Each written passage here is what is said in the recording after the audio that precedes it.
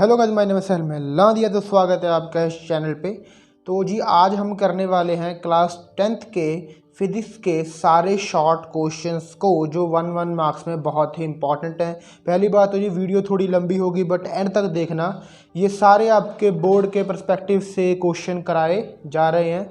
Mostly chance है कि आपको ये पेपर में आ जाए। तो ठीक है, तो शुरू करते हैं हम। देखो जी, हमारे पास फर्स्ट क्वेश्चन है, which of the following material can not be use to make the lens. कौन सा मटेरियल है जिसको हम लेंस बनाने के लिए यूज़ नहीं कर सकते? वाटर, प्लास्टिक, ग्लास और क्ले। तुम्हारे पास आंसर है यहाँ पर क्ले। तो हम क्ले एक ऐसी चीज़ है जिसको हम लेंस बनाने के लिए यूज़ नहीं कर सकते। तो पहले आपको पता होना चाहिए भाई कि लेंस किस काम आता है। लेंस काम आता है लाइट को पास करने के लिए। ऑब्वियसली हमें पता है जी, वाटर, ग्लास और प्लास्टिक में से लाइट पास कर सकती है, इसलिए हम इनको लेंस बनाने के लिए यूज़ कर सकते हैं। बट क्ले ही एक ऐसी चीज़ है जिसमें से लाइट पास नहीं करेगी और इसलिए क्ले को हम नहीं यूज़ कर सकते लेंस को बनाने के लिए। तो नेक्स्ट क्वेश्चन हमारे पास है, where should an object be placed in front of convex lens to get an image of size greater than the size of object. तो हम कन्वेक्स लेंस में कहाँ पर ऑब्जेक्ट को प्लेस करें ताकि जो हमारे पास इमेज है वो बड़ी बने ऑब्जेक्ट से। तो हमको याद रखना है जी, जब हम ये हमारे पास कन्वेक्स लेंस है, जब हम कन्वेक्स लेंस के फोकस और 2f के बीच में ऑब्जेक्ट को रखते हैं तो जो हमारे पास इमेज है वो साइज में बड़ी बनती है। ठीक है जी, जो हमारे पास इमेज, हमारे पास जो आंसर है वो क्या है, between the focus f and the twice of the focal length of the lens 2f। जब हम f और 2f के बीच में रखेंगे तो हमारे पास जो इमेज है वो बड़ी बनेगी। तो नेक्स्ट हमारे पास आंसर देखो जी, क्वेश्चन क्या है, a spherical mirror and a thin spherical lens have each a focal length of 15 centimetre. The mirror and lens are likely to be. हमारे पास एक लेंस है, हमारे पास एक मिरर है, दोनों की जो फोकल लेंथ है वो 15 सेंटीमीटर है। तो ये दोनों कौन से लेंस और कौन सा मिरर है? तो हमारे पास जो आंसर है वो है कि बोथ आर कन्वेक्स। हमारे पास लेंस और मिरर दोनों कन्वेक्स है। हमको याद क्या रखना है कि भाई जो फोकल लेंथ है वो पॉजिटिव है या नेगेटिव है। यहाँ पर देखो फोकल लेंथ क्या हमारे पास पॉजिटिव है। अगर फोकल लेंथ हमारे पास पॉजिटिव होती है तो जो हमारे पास लेंस और मिरर है वो कौन से होते हैं? कन्वेक्स होते हैं। अगर हमारे पास यहाँ 15 की जगह -15 होता तो हमारे पास आंसर क्या आना था, बोथ आर कनकेव। ओके जी, अगर नेगेटिव है तो कनकेव है, अगर पॉजिटिव है तो कन्वेक्स है। चलिए आगे चलें। तो नेक्स्ट हमारे पास क्वेश्चन है, the human eye can focus object at different distance by adjusting the focal length of the eye lens. This is due to the, हमारी जो आंख है वो दूर की और पास की ऑब्जेक्ट दोनों को साफ तरह से देख सकती है अपनी फोकल लेंथ को एडजस्ट करके। तो ये किस फिनोमिना के कारण होता है? ये होता है जी अकोमोडेशन के कारण। अकोमोडेशन एक प्रोसेस है जिसके कारण हमारा जो लेंस है वो थिन हो जाता है और थिक हो जाता है, जिसके कारण हमारी फोकल लेंथ बार बार चेंज होती है और हम दूर और पास के ऑब्जेक्ट को आसानी से देख सकते हैं। तो आंसर क्या है हमारे पास? अकोमोडेशन। तो नेक्स्ट आंसर देखो जी, the change in focal length of an eye lens is caused by the action of. तो जो हमारे पास फोकल लेंथ है आई लेंस की वो किसके द्वारा चेंज होती है? हमारे पास ये आंसर है सिलरी मसल्स के द्वारा। हमारे सिलरी मसल्स बार बार कॉन्ट्रैक्ट होते हैं, बार बार क्या होता है, मतलब वो सुंगड़ते हैं और फैलते हैं, जिसके कारण क्या होता है, हमारा जो सिलरी, जो हमारा लेंस है वो थिक होता है, कभी पतला होता है, जिस कारण क्या होगा जी, हमारी बार बार फोकल लेंथ से चेंज होगी। तो यहाँ पर हमारा आंसर है सिलरी मसल्स। देखो जी, मैं फटाफट क्वेश्चंस को कंडक्ट कर रहा हूँ बिकॉज 1 मार्क्स की क्वेश्चन है, आपको सिर्फ याद ही करने हैं क्वेश्चंस। ओके जी, तो नेक्स्ट क्वेश्चन देखो, ये न्यूमेरिकल है एक, a piece of wire of resistance R is cut into 5 equal parts. These parts are then connected in parallel. If the equivalent resistance of this combination is R, then the ratio R over R dash is, यहाँ पर हमारे पास R dash आना था, इन्होंने R लिख रखा है, R over R dash is. तो हमारे पास जी क्वेश्चन क्या पूछा गया है, हमें क्वेश्चन पूछा गया है कि हमारे पास एक रेजिस्टेंस R थी, उसको 5 टुकड़ों में बांट दिया और हमने उसको पैरेलल कॉम्बिनेशन में लगा दिया। पैरेलल कॉम्बिनेशन में लगाने के बाद जो हमारा उनका आंसर आया वो आया था R डैश। अगर हम R और R डैश की रेशो निकालें तो हमारे पास क्या आंसर आएगा? तो यहाँ पर हमारे पास आंसर आएगा 25। तो मैं आपको थोड़ा सॉल्व करके दिखा देता हूँ कैसे आपके पास 25 आंसर आएगा।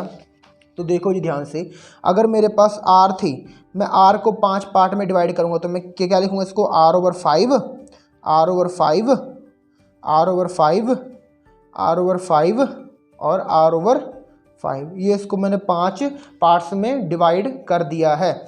देन देखो क्या करूँगा मैं, जब मैंने इनको पैरेलल में अटैच किया तो मेरे पास क्या आंसर आएगा 1/r डैश। इन्होंने मुझे ऑलरेडी दे रखा है कि जो इनकी इक्विवेलेंट रेजिस्टेंस है वो r डैश है, तो 1/r dash is equal to 1/r/5 यहाँ पर आएगा, plus 1/r/5 plus 1/r/5 plus 1/r/5 plus 1/r/5। ऊपर लेके मेरे पास आंसर क्या आ गया 5/r plus 5/r plus 5/r plus 5/r plus 5/r। तो यहाँ देखो जी ध्यान से क्या होगा, एलसीएम लूँगा तो r25, ये मेरे पास क्या आ गया 1/r डैश। देखो ध्यान से, थोड़ा जल्दी कर रहा हूँ मैं, r को ऊपर ले जाओ, r/r डैश की मेरे पास आंसर क्या आता है 25। तो देखो जी पीछे मुझसे क्या पूछा गया था, पीछे हमसे यही पूछा गया था कि r/r डैश कितना आएगा, तो r/r डैश हमारे पास ये आंसर है 25। ये मैंने आपको सॉल्व करके भी दिखाई दिया कि कैसे आया, बट आपको सिर्फ यही याद रखना कि 25 आंसर। ठीक है जी। तो नेक्स्ट क्वेश्चन देखो ध्यान से, नेक्स्ट क्वेश्चन कौन सा हमारे पास, work done in taking charge from one point of a conductor to its another point is called the. जो हम काम करते हैं, जो वर्क डन होता है चार्ज को एक पॉइंट से दूसरे पॉइंट तक ले जाने के लिए, उसको हम क्या कहते हैं, उसको हम कहते हैं जी पोटेंशियल डिफरेंस। यहाँ पर हमारे पास आंसर है पोटेंशियल डिफरेंस। ठीक है जी, potential difference. Which of the following, next question, which of the following correctly describe the magnetic field near a long wire. The field consist of, which of the following correctly describe the magnetic field near a long wire. अगर long wire है कोई, long wire के आले दुआले जो magnetic field produce होगी वो किस तरह की होगी, तो वो हमारे पास ऑप्शन है D, concentric circle centred on the wire. ध्यान से देखो जी, आपने पढ़ा ही होगा कि अगर हमारे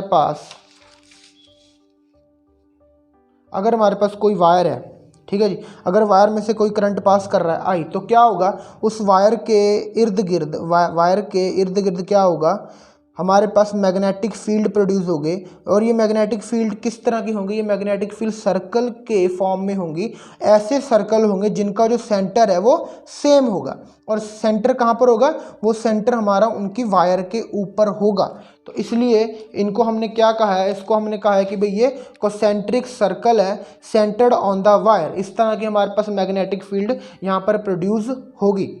ओके जी। तो नेक्स्ट क्वेश्चन देखो हमारे पास क्या है, the device used for producing electric current is called.